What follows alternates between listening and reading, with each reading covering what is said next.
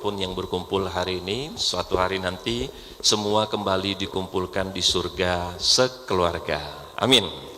Salawat dan salam kepada Nabi besar kita Nabi Muhammad sallallahu alaihi wasallam yang telah menjadi contoh teladan bagi pemimpin orang-orang yang beriman, para ayah, bunda yang diberikan kesehatan untuk bisa sholat berjamaah hari ini. Mudah-mudahan keluarga yang dimiliki suatu saat nanti melahirkan generasi-generasi manusia yang berakhlak Al-Quran. Apa kabar semuanya hari ini? Nah, ibunda dan ayahanda semua, jadi beberapa tahun terakhir ini ketika kita mengadakan sebuah program pendidikan pelatihan untuk pengembangan masjid dan majelis taklim, ternyata kita menemukan seorang muslim yang memiliki kecerdasan otak kanan dan otak kiri. Ini dapat dilihat dari lisan dan bahasa tubuhnya. Sama ketika kita sedang sholat, otak kanan kita ingat kepada Allah dan otak kiri kita menggerakkan dengan gerakan sholat. Oleh karena itu jika Abu Fahri bertanya kembali, apa kabar semuanya hari ini? Nah, maka ibu bapak semua tidak cukup mengucapkan dengan lisan saja. Biasakan ucapkan dengan gerakan tubuhnya agar nanti kita terbiasa apa yang disampaikan, apa yang diajarkan sesuai dengan apa yang kita lakukan. Oleh karena itu jika Abu Fahri bertanya kembali, apa kabar semuanya hari ini? Ucapkan dengan gerakan tubuh, Pak. Alhamdulillah, luar biasa, Allahu Akbar. Yes, yes, yes. Nah, bisa? Bisa, Pak? Kita coba dulu ya, kita coba dulu. Apa kabar semuanya hari ini? Alhamdulillah, luar biasa, Allahu Akbar. Yes, yes, yes. Nah, ternyata nggak mudah ya melakukannya, Pak. Saya melihat masih ada yang malu-malu melakukannya. Masih melihat ke kiri, ke kanan, yang lain juga semangat atau tidak. Saya masih melihat, masih setengah hati mau melakukannya. Nah, kalau itu yang terjadi, berarti ada gangguan dengan kecerdasan otak kanannya. Tadi saya lihat ada yang mau melakukannya, tapi cuma dengan lisannya saja. Dia tidak mau menggerakkan dengan gerakan tubuhnya. Maka berarti ada gangguan dengan kecerdasan otak kirinya. Nah, namun di Indonesia ini, ada yang malah nggak mau melakukannya sama sekali, Pak. Karena merasa, apa-apaan ini Abu Fahri, seperti anak-anak saja. Sudahlah mulai tausiahnya, mulai ceramahnya. Nah, saya tidak mau menyampaikan hal ini. Karena inilah kenapa saya hadir, Pak, di dunia pendidikan pelatihan pengembangan SDM yang akhirnya dibawa ke masjid, ke majelis taklim. Karena fokus saya adalah perubahan perilaku. Ketika berada dalam dunia dakwah, saya tertarik dengan sholat, Pak. Jikalau sholatnya baik, maka baiklah seluruhnya. Tapi penelitian kami menemukan banyak fenomena yang mungkin ibu bapak semua perlu mendengarnya. Karena memang saya dari kecil itu dibesarkan di masjid, sampai saat ini pun ditemanin orang tua yang tutup usianya juga di masjid. Jadi saya mengerti apa ujian orang masjid, sampai dia ke rumah, sampai dia keluar, sampai dia masyarakat, sampai dia memimpin. Dan akhirnya saya tertarik mempelajari ilmu psikologi kejiwaan manusia. Dan hari ini ayah, Abi makin banyak dikenal sebagai juru damai. Jadi kerjaan saya itu lebih banyak menyatu-nyatukan orang, mendamai-damaikan orang, merujuk-rujukan orang, membuat orang hubungannya hangat, harmonis kembali. Kenapa ya? Karena saya punya alasan. Dalam perjalanan kami membina masjid dan majelis taklim di Indonesia, kami menemukan di dalam sebuah masjid ada jamaah yang gak suka sama imamnya. Dan ada juga imam yang gak suka dengan salah satu jamaah karena sudah mulai mencari-cari kesalahan bacaannya. Dan ada juga jamaah yang satu dengan jamaah yang satu saling gak suka. Tapi anehnya mereka masih bisa sholat di masjid yang sama. Hanya kalau datang ke masjid, mana orang itu? Lebih baik dia di ujung, saya di ujung. Daripada saya sakit hati melihat dia. Saya bingung ya, kalau betul sholatnya baik maka baiklah seluruhnya. Tidak mungkin akhirnya memunculkan sikap dan perilaku seperti itu. Yang menariknya, kami menemukan ini dalam sebuah pengurusan masjid. Ada anggota DKM gak suka dengan ketuanya. Dan ada juga ketua mulai gak nyaman dengan salah satu anggota. Antar anggota saling gak suka satu dengan yang lainnya. Kami semakin bingung. Kenapa orang-orang malah ngurusin umat ini malah ada perasaan seperti itu dengan satu dengan yang lainnya. Sementara mereka yang mengajarkan kita sholat, mereka yang menjadi imam, mereka yang menjadi khotib, mereka yang mengajarkan kita bagaimana ngurusin umat ini. Tapi ternyata terjadi konflik internal dan ini terjadi di majelis taklim di Indonesia. Kami juga menemukan dalam pembinaan majelis taklim itu, ada seorang jamaah gak suka tuh dengan ketua majelis taklimnya. Dan ternyata ada juga ketua mulai gak nyaman dengan salah satu jamaah atau anggota yang lainnya. Antar jamaah, saya merasa ini semakin lama semakin aneh. Kalau orang rajin belajar ilmu agama gak mungkin hasilnya seperti itu. Dan ironisnya, kami malah menemukan di luar ada seorang ustadz nggak nyaman dengan ustadz yang lainnya. Ini makin nggak nyambung. Dan akhirnya muncullah tema hari ini ayanda semua yang insya Allah saya akan bawakan dari 20 tahun hasil penelitian saya di dunia masjid dan majelis taklim. Dan mungkin saya tidak akan memberikan tausiah ceramah pada umumnya, karena ayanda sudah sering mendengarkan tausiah dan ceramah. Tepatnya saya sebagai orang psikologi kejiwaan mungkin ingin memberikan sesuatu sebenarnya apa yang dibutuhkan oleh orang masjid. Nah, tapi perkenalkan terlebih dahulu, saya Bipari Naplan Robania ya, saya terlahir dari Provinsi Riau, Rengat, negeri bersejarah, Pekanbaru, dan saya memiliki kedua orang tua asli kelahiran Minangkabau, Sumatera Barat. Dan alhamdulillahnya saya dapat istri orang situ Patenggang Ciwidey. Jadi hari ini saya ketemu dengan Anda, cuma meyakini bahwa sesungguhnya Muslim itu bersaudara. Setuju ya? Semua di sini anak cucu Adam? Saya juga anak cucu Adam ya. Jadi kalau orang muslim memahami kita saudara itu, seharusnya ketika ketemu muslim yang lain, dia akan merasa dekat, merasa hangat. Dan inilah yang membawa saya ingin memberikan sesuatu kepada masyarakat kita bahwa Islam itu indah. Nah, namun sebelum dimulai, saya ucapkan terima kasih juga untuk Pak DKM ya, dengan seluruh pengurusnya. Mudah-mudahan dengan kesempatan hari ini ya, ada semangat yang mungkin nantinya akan membuat kita menjadi pribadi yang lebih baik lagi. Karena dengan tema tentang 5 dasar sifat manusia berakhlak Al-Quran. Tapi sebelum saya mulai, saya sapa dulu ya. Apa kabar semuanya hari ini? Alhamdulillah, luar biasa. Allahu Akbar. Yes, yes, yes. Ayah, sholat berjamaah itu baik dan kita melakukannya subuh, zuhur, asar, maghrib, dan isya. Jadi ternyata jikalau sholatnya baik, maka baiklah seluruhnya. Tapi fakta yang saya temukan, kenapa kami menemukan ada orang rajin sholat berjamaah tepat waktu, nggak pernah tinggal ya. Tapi ketika pulang ke rumah masih juga marah-marah. Kami menemukan ada orang yang rajin puasa bulan Ramadan nggak pernah tinggal ya. Tapi ternyata selesai bulan puasa masih juga marah-marah. Bahkan kami menemukan ada orang yang rajin menjadi seorang pembicara, udah kemana-mana memberikan materi, tapi masih juga marah-marah. Dan ternyata kami menemukan penyebab akar permasalahan kenapa kok ada orang rajin sholat, kok mudah marah. Sementara di dalam sholat itu diajarkan tentang kelembutan, betul ya? Diajarkan tentang kerendahan hati, betul Pak? Diajarkan tentang cinta, diajarkan tentang kasih sayang, diajarkan berbicara dari hati ke hati. Maka itu kita latih subuh, kita latih zuhur, kita latih asar, kita latih maghrib, kita latih isya. Dan kita latih juga esok hari, kita latih 1 minggu ke depan, kita latih 1 bulan ke depan, kita latih 1 tahun ke depan, kita latih 10 tahun ke depan. Seharusnya ini menjadi karakter kebiasaan pribadi kita sehari-hari.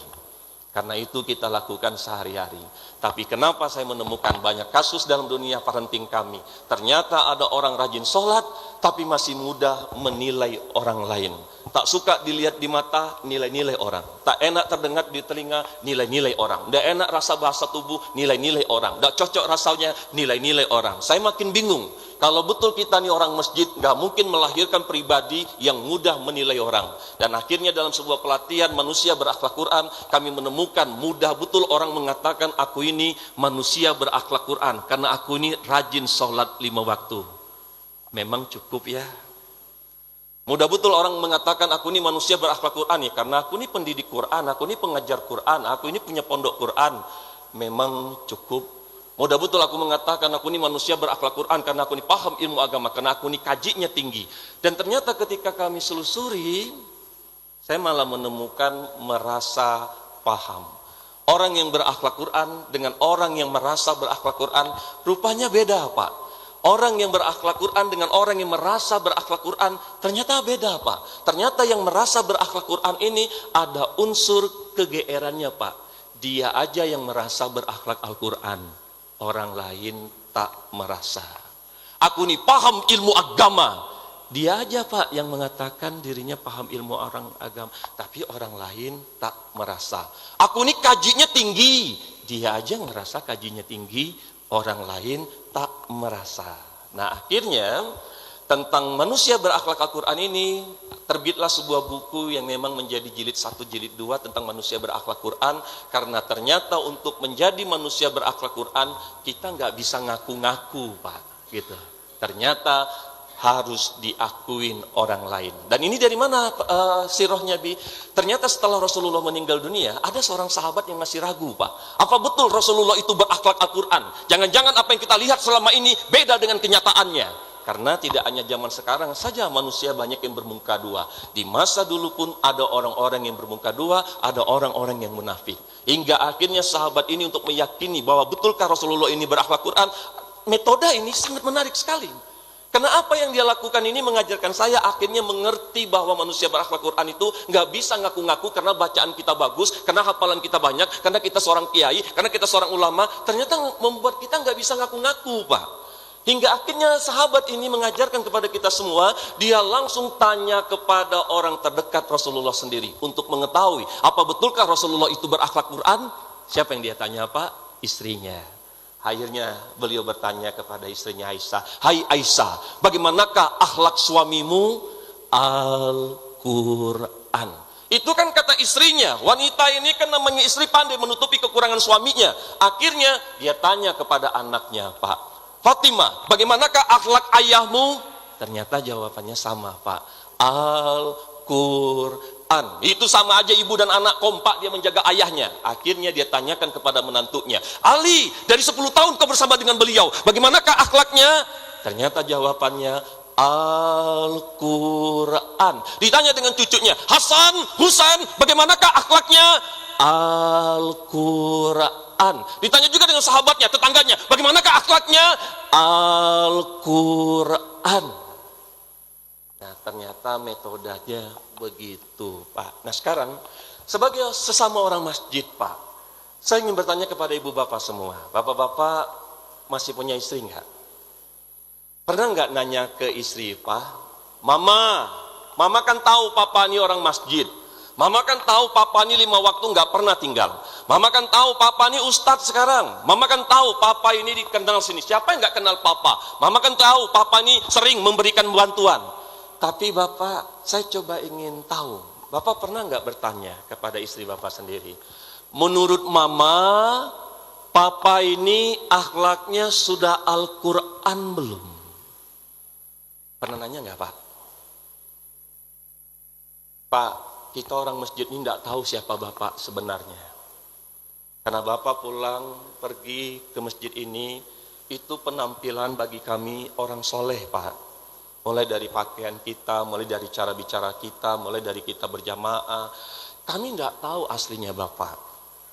Tapi saya yakin istri Anda lebih tahu siapa Anda. Betulkah kita seorang suami yang lemah lembut Pak sama anak istri di rumah? Betulkah kita seorang suami yang bisa jadi contoh teladan di rumah?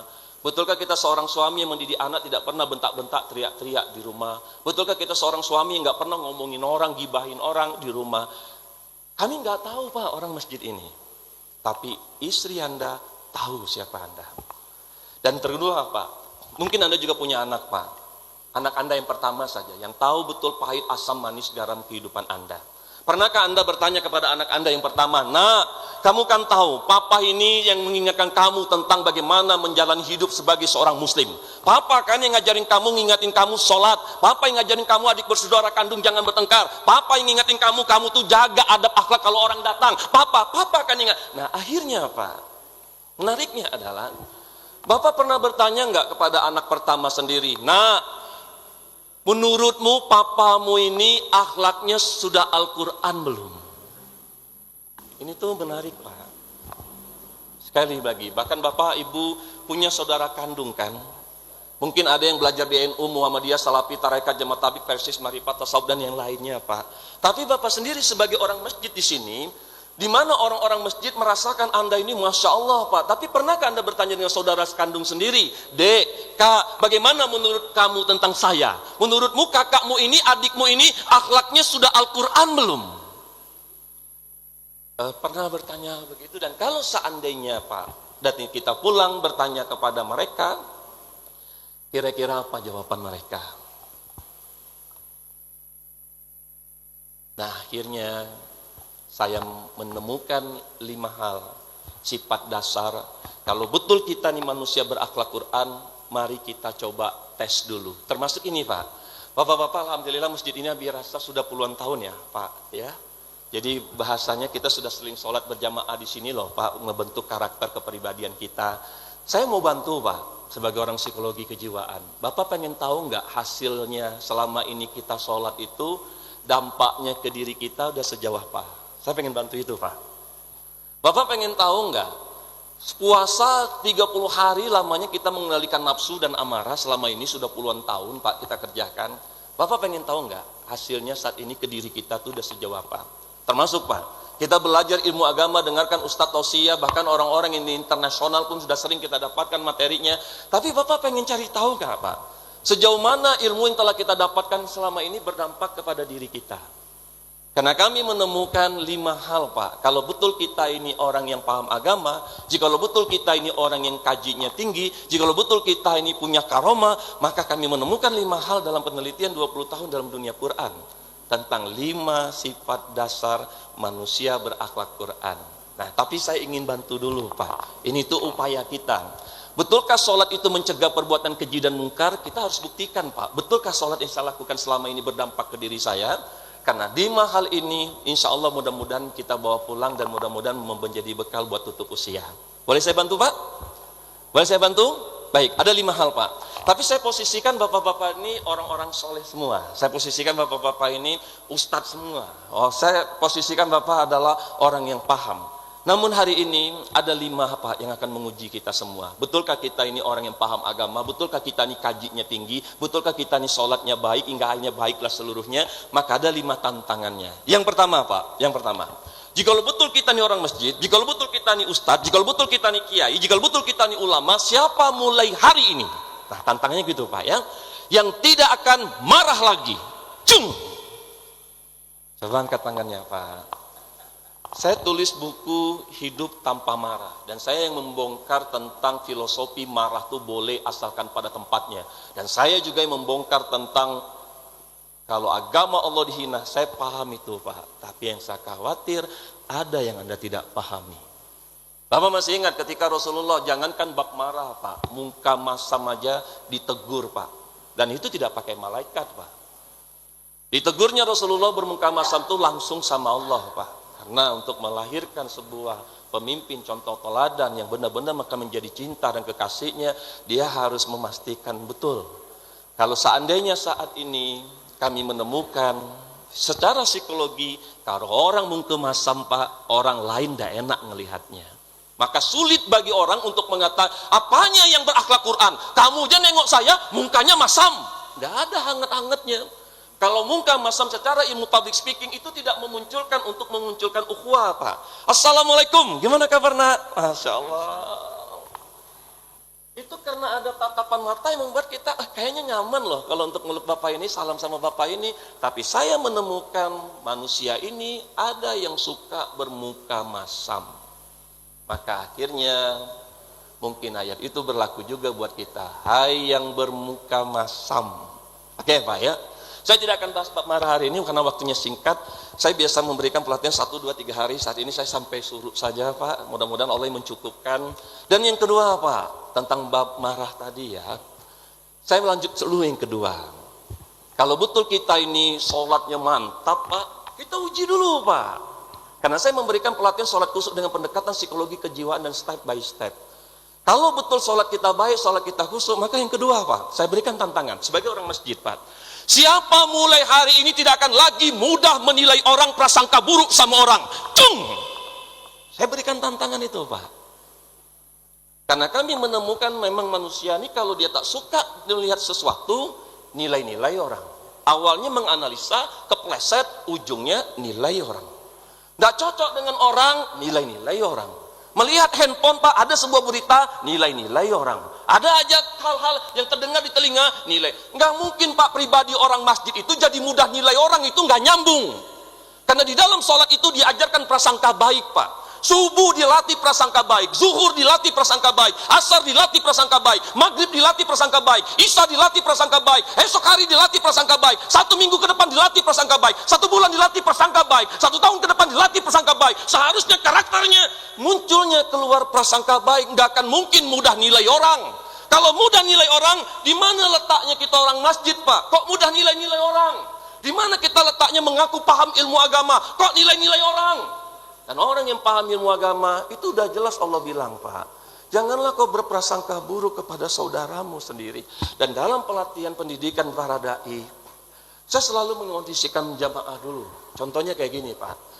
Kalau ada di antara ibu bapak di sini, ada yang berani-berani menilai-nilai saya, prasangka buruk saya cuma gara-gara kesan pertama kayaknya ndak enak lihat Ustadz ini. Macam kan iya aja Ustadz ini.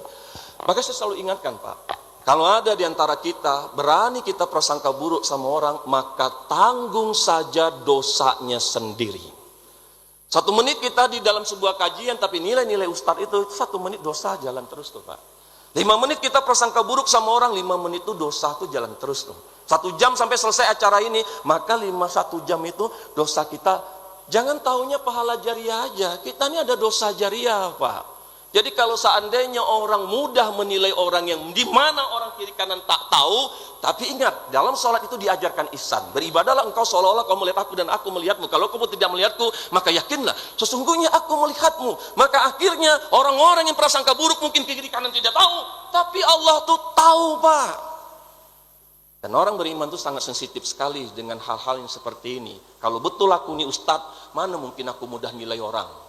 Kalau aku betul kajinya tinggi, mana mungkin aku mudah nilai orang. Karena kalau Anda kaji tinggi, Anda akan ketemu langsung, bukan Nabi Fahri yang menyampaikan.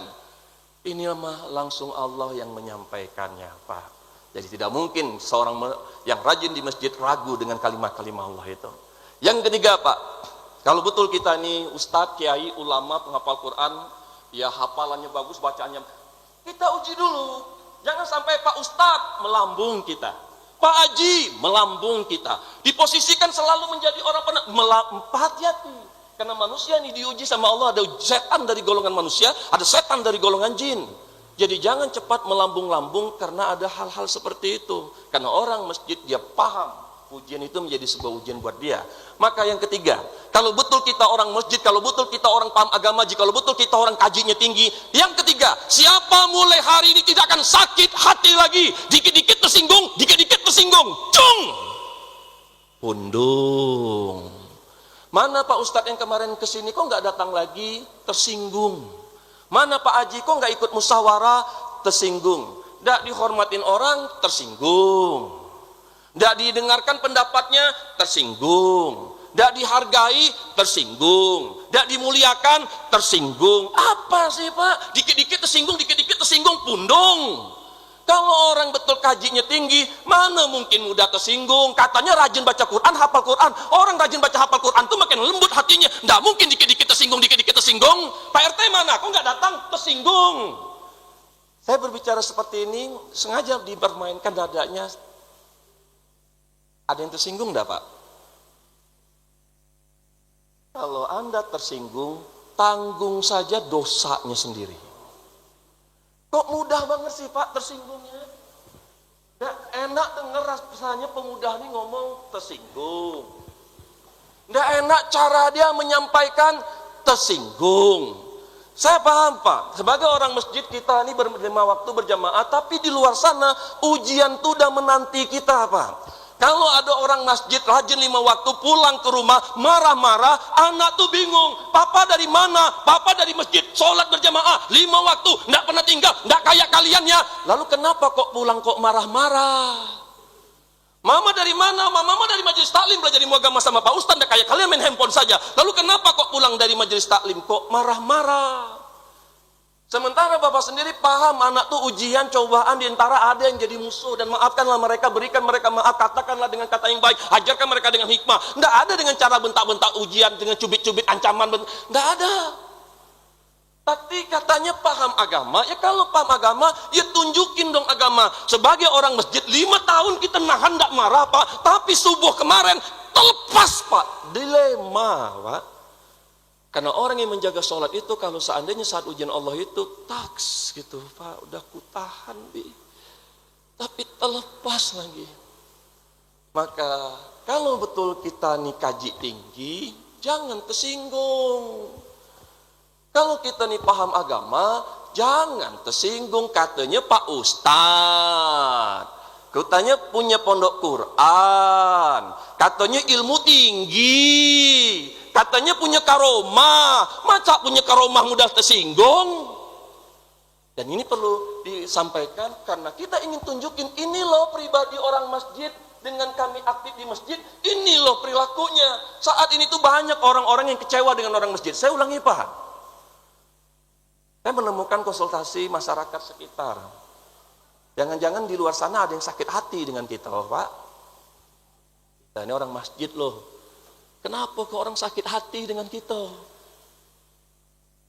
Nah, yang keempat, kalau memang kita ini sholatnya baik, maka baiklah seluruhnya. Yang keempat, Pak, siapa mulai hari ini tidak akan pernah sedih dan kecewa lagi? Cung! Ketika sesuatu terjadi tidak sesuai keinginan dan harapannya. Angkat tangan, Pak. Pengennya istri itu ngerti, rupanya tak ngerti-ngerti, sedih. Pengennya anak tuh paham, ngikut, dengar, melawan, kecewa. Katanya Ustadz, ngapa sedih? Ngapa kecewa? Kan Allah cuma perintahkan kita, ingatkan mereka, sampaikan kepada mereka dengan cara yang baik. Tugasmu cuma mengingatkan, menyampaikan, bukan memberikan petunjuk dan hidayah. Tidak bisa dengan tangan, dengan lisan, tidak bisa dengan lisan, dengan hati. Itulah selemah-lemahnya imanmu. Bahasanya tuh Pak, itulah selemah-lemahnya level kau tuh. Masa gara-gara anak bertambah pula dosa kita dibuatnya? Saya tulis buku Hidup Tanpa Marah karena saya pemarah Pak, dan saya harus menjawab diri saya ini. Dan jangan Anda kira aku nggak ngerti apa rasanya marah itu dan bagaimana cara menyembunyikan marah itu. Kita ini orang masjid. Tapi subhanallah kabar baiknya. Sekarang malah membuat saya senang kalau anak tuh mancing emosi, mancing marah Pak. Kenapa? Karena saya waras Pak. Kenapa saya bilang begitu? Karena Allah janji ke kita. Apa janji Allah? Barang siapa yang menahan nafsu amarahnya, maka surgalah tempatnya. Anak pertama mancing emosi, tahan. Surgalah tempatnya. Anak kedua mancing, tahan, surgalah. Mamanya pula, tahan, surgalah tempatnya. Jadi motif saya menahan, ya karena memang itu perintah Allah. Hingga akhirnya kalau seandainya di saat ini ada yang sedih dan kecewa, mulai bingung kita. Katanya kaji tinggi. Kan sering mendengarkan, apa yang menurutmu baik, belum tentu menurut Allah itu baik. Apa yang menurutmu buruk, belum tentu menurut Allah itu buruk. Betul Pak? Nah akhirnya yang kelima Pak, tantangan yang kelima. Siapa mulai hari ini tidak akan pernah berputus asa lagi. Setiap kesulitan pasti ada kemudahan. Cung! Wah ini tantangan Pak. Jadi 5 hal ini setelah Anda coba dengarkan, dan saya coba sampaikan di Indonesia, ternyata kami menemukan apa yang paling membuat orang masjid atau kita di dunia dakwah kok belum bisa ke situ. Aku tak ada marah lagi Bi, aku tak ada lagi prasangka, tapi tersinggung. Ternyata Al-Quran ini Pak, tidak bisa setengah diikuti, setengah ditinggalkan. Contoh ya Pak ya, kita itu wajib menjalankan sholat 5 waktu berjamaah, betul. Tapi perintah Allah nggak hanya 5 waktu loh Pak. Allah juga merintahkan jangan ngikutin nafsu amarah. Kita diperintahkan puasa, betul Pak. Tapi Allah juga perintahkan jangan mudah nilai orang. Kita diperintahkan ngaji, betul Pak. Tapi Allah perintahkan juga jangan tersinggung, ngotorin hati. Kita diperintahkan hauji bagi yang betul Pak, tapi kita juga diperintahkan janganlah kau sedih, kecewa dengan apa yang menimpamu. Jadi kami menemukan kenapa para orang-orang yang sudah ngaku-ngaku paham ilmu agama kok bertengkar juga, katanya paham ilmu agama, kok bertengkar? Kan Allah udah sampaikan kalau kalian ada permasalahan, ada perbedaan pendapat, maka kembalikan kepada aku, maka sampaikan dengan cara yang baik. Rupanya Anda tak bisa ngomong baik-baik, tersinggung. Maka akhirnya kami menemukan manusia setengah Quran. Jadi bukan manusia berakhlak Quran, Pak. Setengah Quran ini maksudnya, Pak, setengah perintah Allah dijalankan, setengah perintah Allah ditinggalkan. Mana bisa gitu? Al-Quran ini harus dijalankan secara utuh, Pak, menyeluruh. Dan ternyata ketika diambil data scoring, kami malah menemukan fakta yang menarik untuk ibu bapak semua. Saya berbicara sebagai juru damai ya, Pak. Dan saya belum pernah mentok untuk mendamaikan orang. Karena saya paham cara mendamaikan orang-orang ngaku paham agama. Ternyata, ayah, saat berjalan sama almarhum dulu, akhirnya kami mencari sama-sama apa yang terjadi dengan kita orang masjid ini. Orang pikir kita ini Masya Allah, tapi kita yang menjalani. Ada gitu orang masjid tak diuji sama Allah? Nah mungkin Pak, tapi nampaknya baik-baik saja banyak. Tapi mana mungkin, dan Nabi aja diuji, masa level kita tak diuji? Dan ketika kami survei, kami menemukan kenapa di dalam dunia dakwah kok ada orang soleh bertengkar dengan orang soleh, kok ada orang paham agama bertengkar dengan orang paham agama, kok ada orang ilmu tinggi bertengkar dengan ilmu tinggi. Nah saya temukan datanya, penyebabnya di sini. Ternyata kami menemukan pembinaan masjid majelis taklim itu 97%, Pak.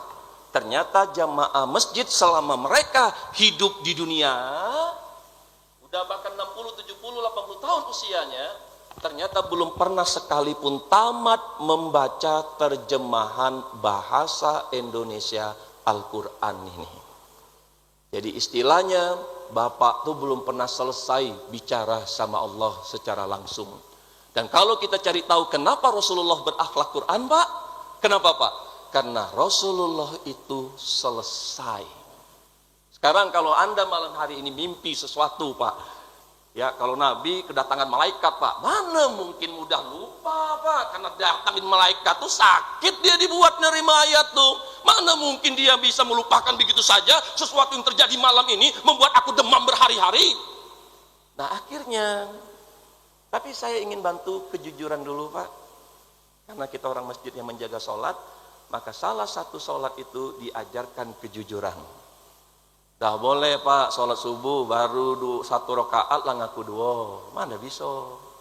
Dah boleh. Nah sekarang kita coba latih kejujuran dulu ya Pak. Tapi Bapak yakin setiap sesuatu di muka bumi ini tidak akan terjadi tanpa seizin Allah. Bahkan daun yang jatuh di gunung pun tidak akan terjadi tanpa seizin Allah. Kalau Bapak memang rajin memahami tentang sholat, Bapak akan mengerti apa yang pun yang keluar dari mulut saya ini pun tidak akan mungkin keluar tanpa seizin Allah. Tapi ujian setan dari golongan jin dan manusia, saya pahami cara kerjanya.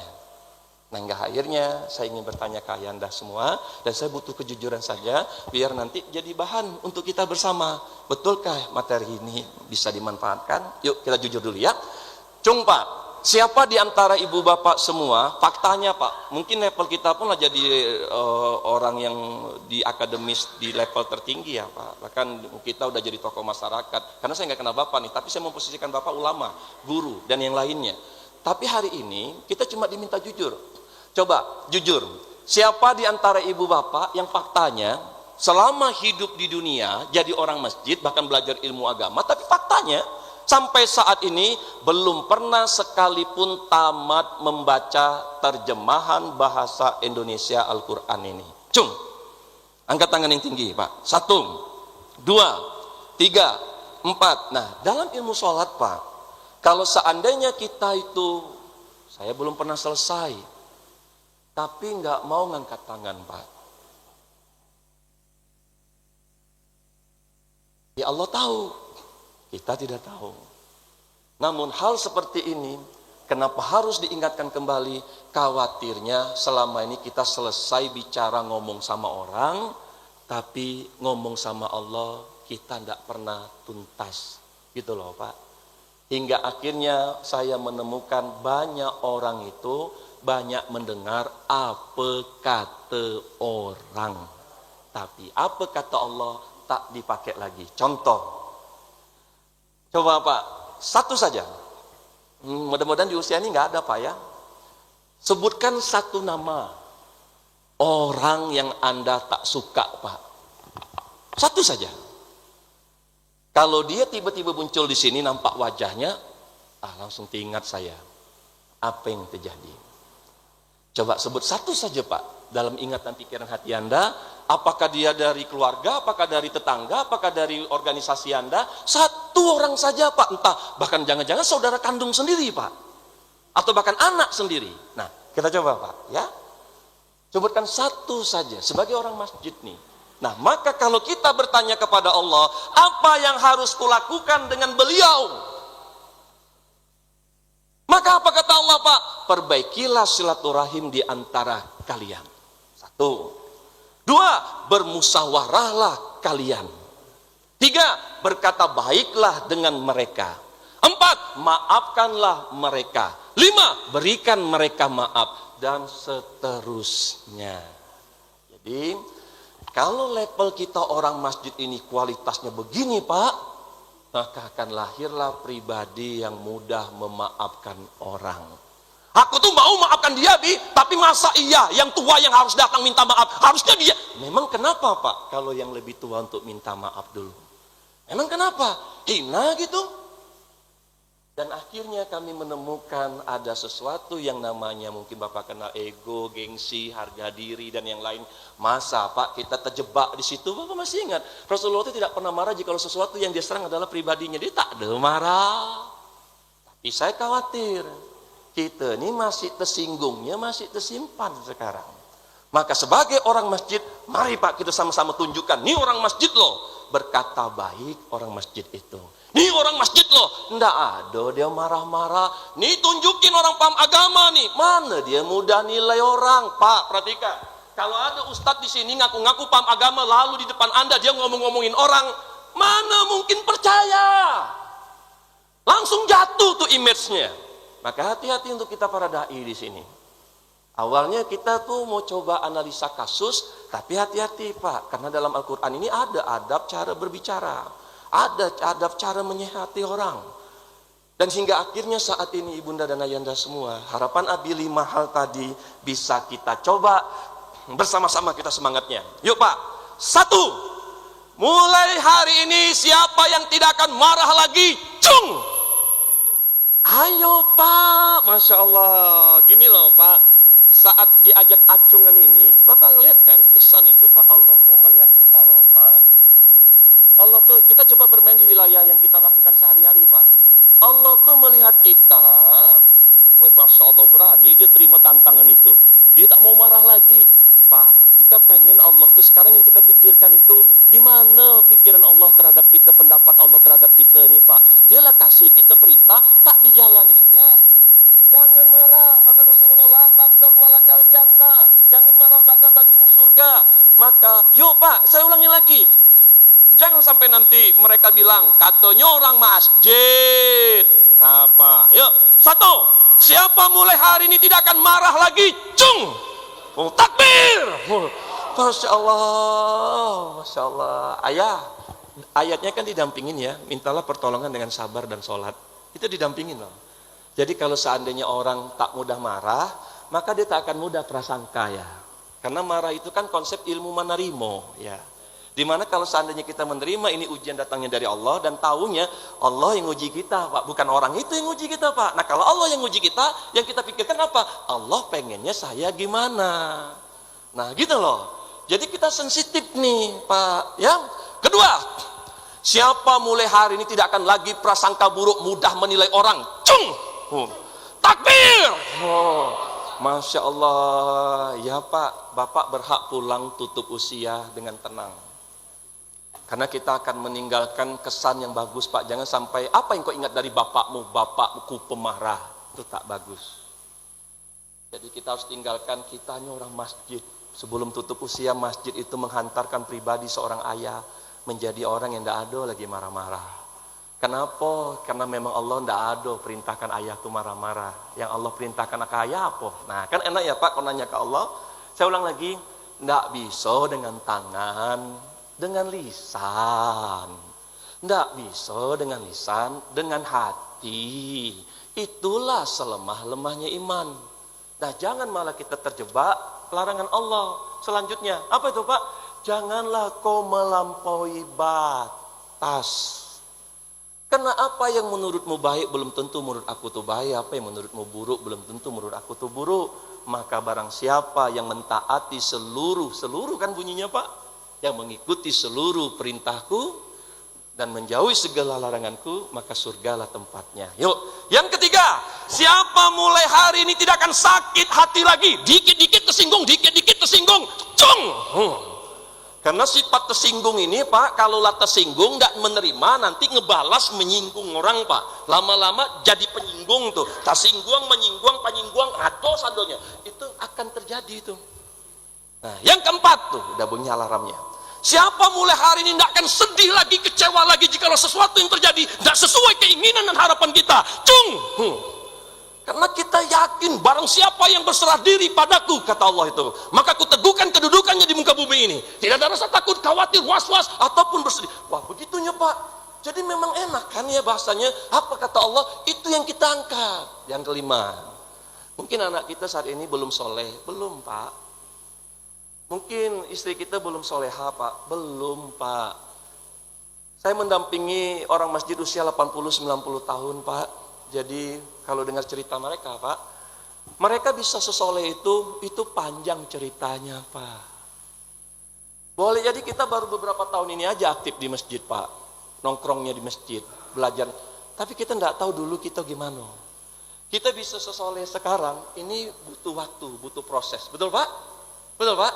Berarti anak menantu cucu kita juga butuh waktu, butuh proses. Tugas kita dalam proses itu mendampingi mereka, mengarahkan mereka, dan bersabarlah terhadap mereka. Maka yang kelima, jangan lagi Pak, cung. Siapa mulai hari ini tidak akan pernah berputus asa lagi. Cung. Setiap kesulitan pasti ada kemudahan. Takbir! Takbir! Takbir! Nah, saya takbir begini itu cuma ingin Allah itu seneng Pak. Bukan untuk buat Bapak tuh hafalan tak. Bukan Pak. Ini teh menunjukkan semangat beribadah ke Allah itu.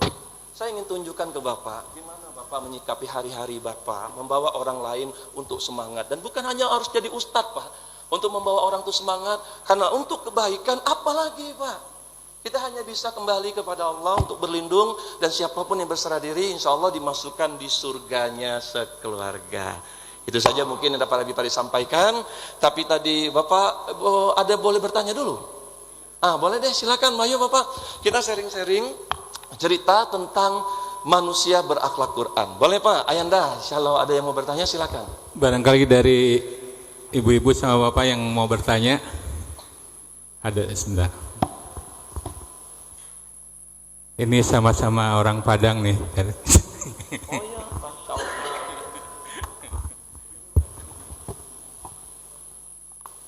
Bismillahirrahmanirrahim. Assalamualaikum warahmatullahi wabarakatuh. Waalaikumsalam warahmatullahi wabarakatuh. Terima kasih Ustadz.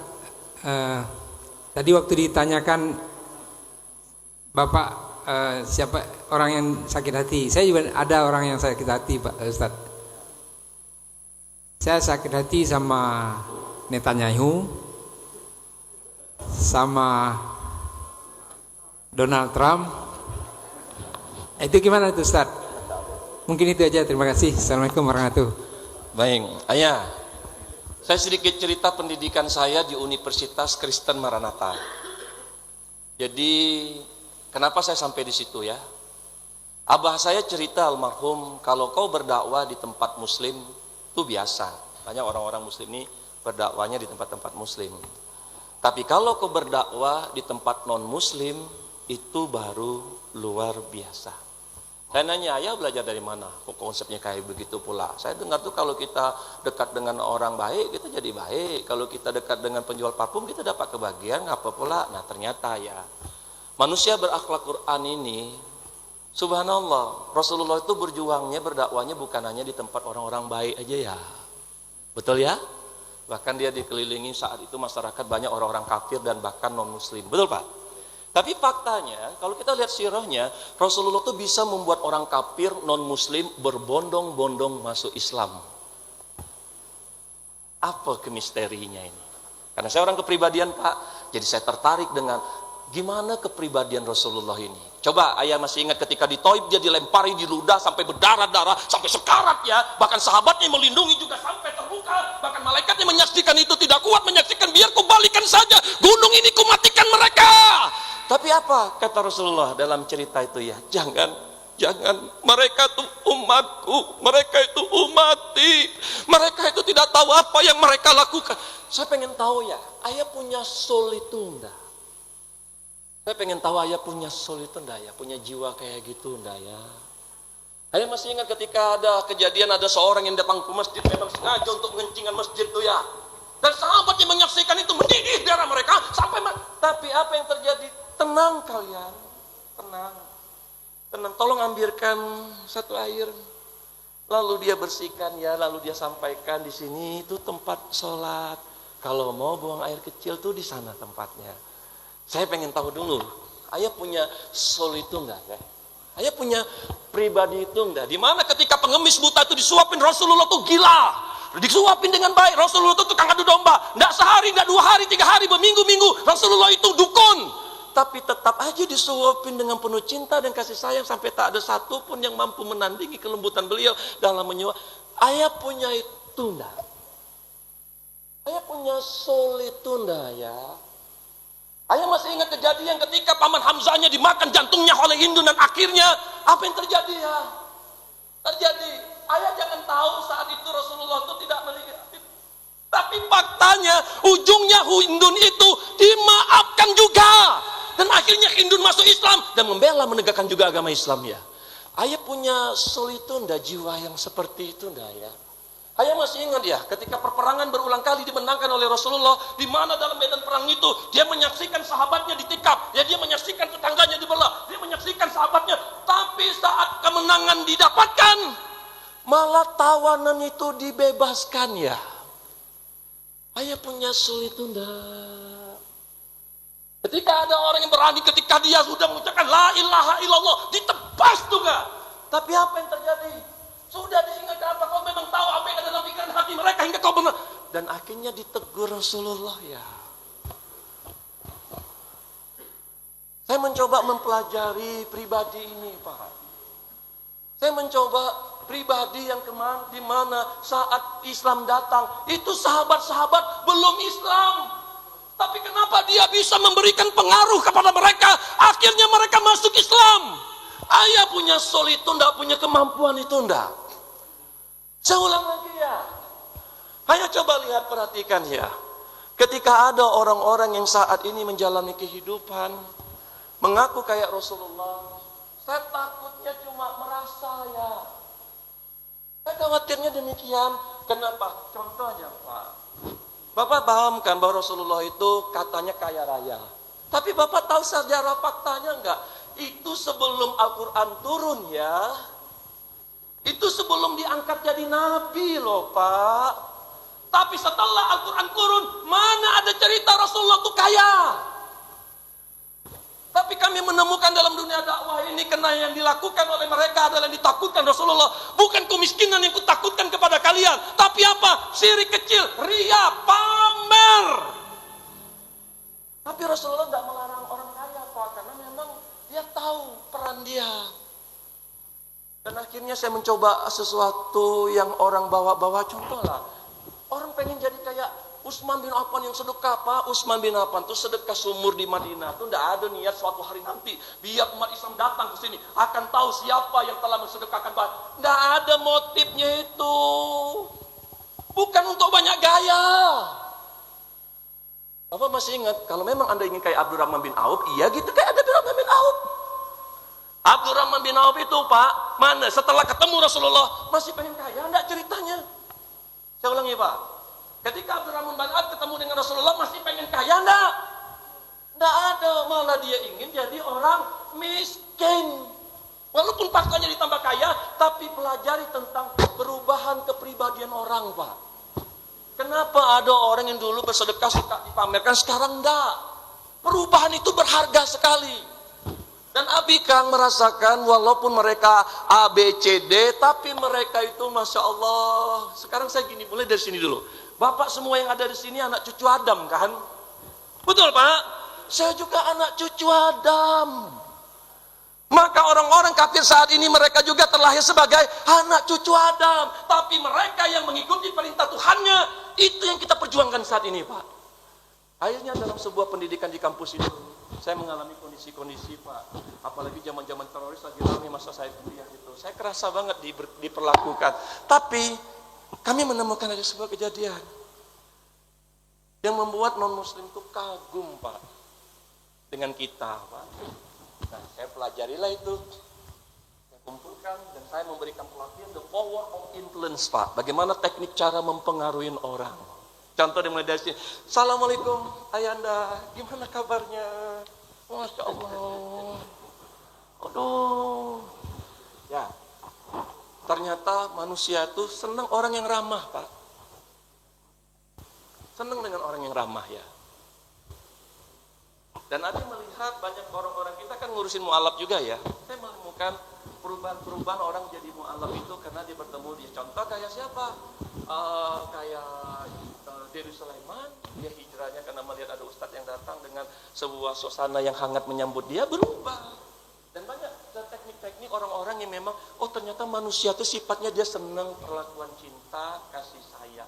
Nah, kebayang nggak kalau Anda menatap dia dengan kebencian? Nah, terus ya, bicara dengan si A, si B. Di zaman Rasulullah juga ada yang kayak gitu ya. Benar Pak? Ada? Ada yang kayak mereka? Ada Pak. Nah sekarang saya coba bawa gimana cara Rasulullah bersikap kepada pamannya. A, B, C dilakukan boleh, tapi ternyata jangan melampaui batas. Nah, bagaimana cara kita mengetahui saya ini melampaui batas enggak? Nah, bagaimana cara tahu ya? Nah, Abi sarankan ngobrolnya dengan Allah sampai tuntas. Karena Allah tuh menjanjikan, aku yang memberikan petunjuk kepada orang yang ku kehendaki, aku pula yang menyesatkan orang yang ku kehendaki. Ayah bertanya dengan Abi, kita cerita dan akhirnya beda ketika Anda selesai dengan Allah. Sekarang Abi coba dulu. Siapa yang saat ini sudah tamat baca terjemahan bahasa Indonesia Al-Quran? Jung, yang sudah tamat. Yang sudah tamat baca terjemahan bahasa Indonesia Al-Quran. Jung, 1, 2. 2 kali, 3 kali, ayah udah berapa kali? Oh, Masya Allah. Ayah, jadi bagi mereka yang belum tamat, Abi coba dulu ya. Coba tes dulu. Tentang anak aja. Anak yang Allah berikan itu untuk menyenangkan atau untuk menyusahkan? Ayo ya, Pak. Anak yang Allah berikan untuk menyenangkan atau untuk menyusahkan? Mulai ada yang ragu-ragu. Ayo ya, kan ya tapi kami pernah dengar yang Qurrata Ayun itu loh Bu Fahri, kan gitu ya. Ya Allah jadikanlah anakku sebagai penyenang hati, betul Pak?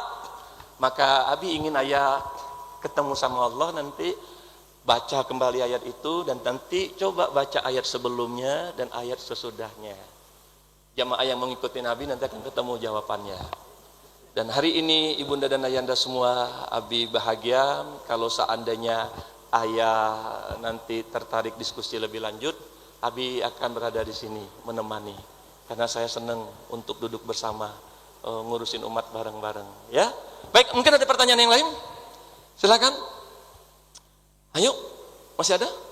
Oh silakan Pak, ada Mau nanya Abi. Ya, silakan. Ini kan kita pengen supaya keluarga kita tuh benar-benar ya bersama di surga lah ya. Oh, ya. Tapi kadang-kala ya, terima ke saya ini. Ya. Kadang-kala kita udah mencontohkan ke masjid, baca Quran. Ya. Tapi dia sulit banget koi. Ya. Nah ini gimana cara mengajar supaya mereka itu ya tadi kan kata Abi kan Ya. sabar. Tapi kalau misalnya kita setelah meninggal kita kan nggak bisa lihat ya pada saat ke masjidnya. Nah kita tuh pengen lihat misalnya bareng ke masjid atau gimana. Nah ini agak sulit nih Abi, karena dia punya dunianya sendiri gitu kan. Pas jam maghrib harusnya itu ya nanti ada temen dulu ya katanya gini. Nah bagaimana tuh Abi? Saya anak mau 8 Pak. Jadi fenomena pendidikan anak saya ngerti. Saya punya 10 bersaudara dengan 45 cucu mak bapak saya. Jadi saya lakukan penelitian di situ. Nah, akhirnya untuk menjawabnya versi untuk orang masjid, saya buka sesuatu ya. Saya tidak akan jawab dengan sesuatu yang pada umumnya orang jawab. Saya butuh ada anak-anak enggak di sini? Oh, antum aja, sini aja, ini aja. Nah ya, kameramen kita, izinkan ya. Saya kalau melihat anak itu sekarang bermasalah, Pak, ya alhamdulillah nggak akan mungkin membuat saya harinya jadi emosi lagi. Kalau Bapak terpancing emosi, balik lagi aja ke Allah, astagfirullahaladzim, ya Allah, terpancing lagi aku emosi. Kayak gitulah Pak ya. Misalnya 5 kejadian Pak, 4 Bapak tertahan tuh, satunya kelepasan gitu Pak. Nah, 1 ini Pak, balik aja ke Allah, astagfirullahaladzim. Nah, sini Jang, duduk Jang. Saya lihatkan sesuatu yang jarang orang lihat Pak. Perhatikan Pak. Semua yang kita lakukan buat anak-anak ini untuk keselamatan dunia dan akhirat dan sekeluarga, kan pengennya gitu ya Pak. Tapi faktanya jangankan anak-anak, kadang-kadang mungkin ujian Bapak bukan anak-anak, pasangan. Tapi faktanya saya kalau melihat orang yang kayaknya itu Pak, kayaknya tidak soleh Pak. Memang saya lihatnya saat ini tuh kayaknya tidak soleh. Tapi di dalam skenario Allah bahwa ujungnya cerita kita ini nanti ngasih ini itu ke anak, ujungnya kan surga ya Pak ya. Semua orang surga, betul Pak? Tapi kalau bab surga, Bapak tahu nggak skenario bab surga dulu? Jangan kita kemana-mana dulu, tapi Bapak nggak tahu konsepnya. Surga nih Pak, kalau Allah ridho tuh, masuk ke surga, itu nggak ada perbedaan pendapat. Anda banyak amal, tapi kalau Allah nggak ridho, belum tentu masuk surga, betul Pak? Tapi sebelum bab ridho Allah ini, saya pengen bicara dulu bab timbangan Pak. Kalau seandainya seorang hamba ditimbang pahalanya lebih banyak dan dosanya lebih sedikit, apa yang terjadi Pak? Apa yang lo lakukan? Langsung masuk ke dalam surga, nggak pakai siksa-siksa. Setuju? Nah, dia beda pendapat lagi itu. Begitu pula sebaliknya. Ternyata Pak, ditimbang dosanya lebih banyak, pahalanya dikit. Maka apa yang terjadi Pak? Dia disiksa dulu, baru dia dikubur. Betul Pak? Nah, sekarang anak ini Pak, saya bicara tentang anak ya Pak. Contoh ya Pak. Ketika berbicara seorang anak, bapak seorang ayah, nanti anak ini juga akan menjadi seorang ayah. Ya Pak, sekarang perhatikan, anak Bapak tadi itu masih drama-drama lah. Akhirnya dia tumbuh jadi seorang suami. Saya lihatkan dulu di sininya. Ketika seorang suami menafkahi keluarganya, itu pahala besar enggak Pak? Besar enggak Pak? Bayangkan itu dilakukan hari Senin, Selasa, Rabu, Kamis, Jumat, Sabtu, Minggu. Tapi tadi sholat masih tak di masjid Bi. Nah, anggaplah gitu Pak. Sholat tadi masjid itu ya kalau kita ini nengok mau dibilang dosa, ya udah dosa aja kita hitung. Tapi mohon maaf Pak, dia ini seorang suami loh Pak. Dosanya kita hitung, tapi Anda jangan tak hitung ya. Dia pahala menafkahi keluarga itu besar loh. Yang kedua Pak, rumah Bapak itu contohnya Pak ya, yang ngasih tempat tinggal istri dan anak-anak itu siapa? Bapak kan? Bapak bayang nggak kalau kita ada orang gila tuh Pak dibawa ke rumah dikasih tempat tinggal, besar nggak pahalanya? Itu pahala untuk Bapak besar ya Pak, istri, anak pertama, kedua, ketiga. Lanjut Pak, ada orang di luar sana tak pakai pakaian, kita kasih pakaian, pahalanya bedar nggak Pak? Gede nggak? Karena dia menutup aurat. Tapi bayangkan Pak, betapa banyak orang yang ditutup aurat selama ini dan seterusnya. Belum lagi walaupun dia tak salat zuhur di masjid, tapi dia sholat loh, dihitung pahalanya dan seterusnya. Kalau dihitung-hitung pahala dengan dosanya hari ini, mana yang lebih banyak, dosa atau pahala? Mana yang lebih banyak Pak, dosa atau pahalanya? Ya Pak, kalau ternyata dihitung lebih banyak pahalanya, maka masuk perlakuan tadi apa Pak? Kalau pahalanya lebih banyak, surga maksudnya. Kalau sedikit, nah itu sebaliknya. Dan ketika berbicara tentang bab ridho Allah, nah saya menemukan Pak, ketika anak-anak yang saat kecilnya mereka nakal, degil, bermasalah, tapi di masa depan banyak yang mereka jadi ustadz juga, yang menjadi pemimpin juga, akhirnya 5 waktu berjamaah. Nah, yang diuji itu memang Bapak, gitu kan ya. Pertama, Bapak kan tahu sholat itu boleh dipukul, betul Pak? Boleh Pak? Berapa tahun usia dipukul? 10 tahun, tak boleh 9, tak boleh 8, 10. Anak tuh dipukul perkara sholat ya Pak, bukan perkara bertengkar sama adik kakak kandung Pak, bukan perkara dia datang terlambat ke rumah, itu perkara sholat, dan itu pun tak boleh melampaui batas. Nah, itu saja ya. Silakan Kang. Ya, Abi doakan karena jamaah kita sudah waktunya suruk. Abi mengucapkan terima kasih Ibunda dan Ayanda semua. Kalau ada kebaikan datangnya dari Allah, jikalau ada kekurangan karena Abi dan kurang ilmu dan keyakinan. Tapi Abi menantikan kalau ada yang pengen duduk bersama setelah sholat suruh, Abi senang karena muslim itu bersahabat, bersaudara. Mudah-mudahan Abi bisa menjadi sahabat bagi Ayanda semua. Sampai bertemu kembali. Terima kasih. Wassalamualaikum warahmatullahi wabarakatuh.